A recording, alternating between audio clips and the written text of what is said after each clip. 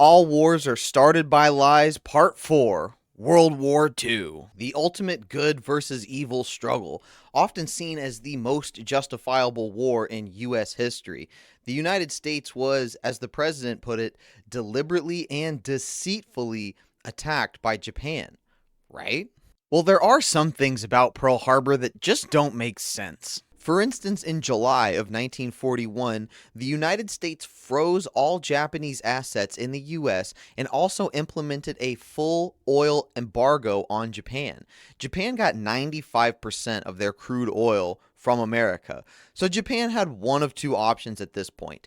Either give up on the war or capture oil fields in the Dutch East Indies and British Malaysia. If Japan did that, they knew that the United States would declare war on them. So they had to neutralize the U.S. Pacific Fleet in Hawaii before doing this. Once they attacked Pearl Harbor, they simultaneously attacked these oil fields. It went hand in hand.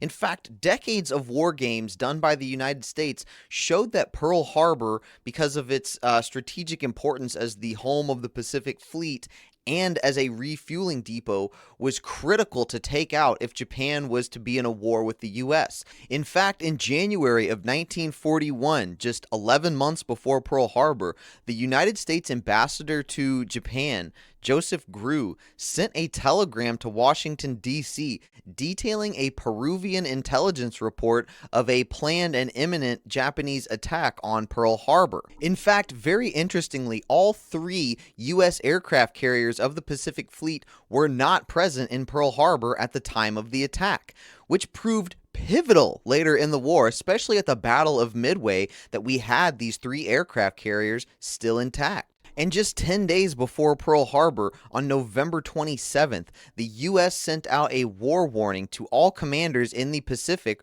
warning of an impending Japanese attack. And there were several intelligence failures the morning of the Pearl Harbor attack. At 3:42, the USS Condor spotted a Japanese periscope. At 6:45 a.m., the USS Ward sank a Japanese submarine. And the morning of the attack, U.S. radar on Hawaii picked up the first wave of Japanese planes coming in when they were 130 miles out. However, the lieutenant in charge assumed they were incoming B-17s and ignored the warning. Now, don't you think that's a little odd? After we froze all of Japan's assets in the United States, after we cut off 95% of their oil, after we played decades of war games showing that Pearl Harbor was going to be the first place that Japan attacked us, after we received intelligence reports saying that Japan was planning an attack on Pearl Harbor, after all that, you would think that reports of U.S. battleships sinking Japanese submarines and huge waves of planes coming to Hawaii would have been properly heeded. Interestingly, had these warnings been properly heeded, it would have given U.S. naval personnel time to man their battle stations and execute a proper defense of Pearl Harbor. You know, part of the reason Pearl Harbor was so devastating was that people were caught completely off guard. Soldiers were still sleeping or in their bunks. Nobody was manning the cannons. So the Japanese just came in and loss of life was maximized. And just like the sinking of the USS Maine in 1898, just like the sinking of the Lusitania in 1915, the public was outraged when they turned their radios on and they heard the president say, December 7th, 1941, a date which will live in infamy.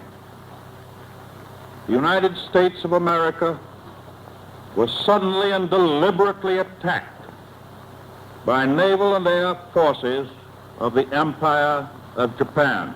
Could it be that the government knew that Pearl Harbor was going to happen and let it happen so that public outrage would be maximized?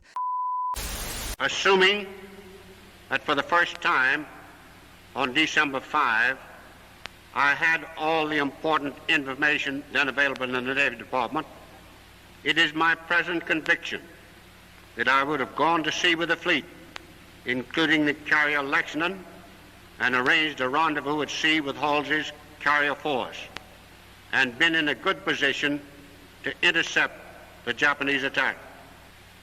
Even on the morning of December 7th, 4 or 5 hours before the attack, had the Navy Department for the first time, seen fit to send me all this significant information, and the additional fact that 1 p.m. Washington time had been fixed for the delivery of the Japanese ultimatum to the United States, my light forces could have moved out of Pearl Harbor.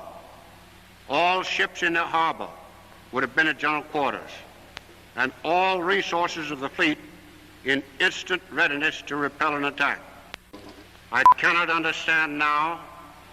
I have never understood. I may never understand why I was deprived of the information available in the Navy Department in Washington on Saturday night and Sunday morning.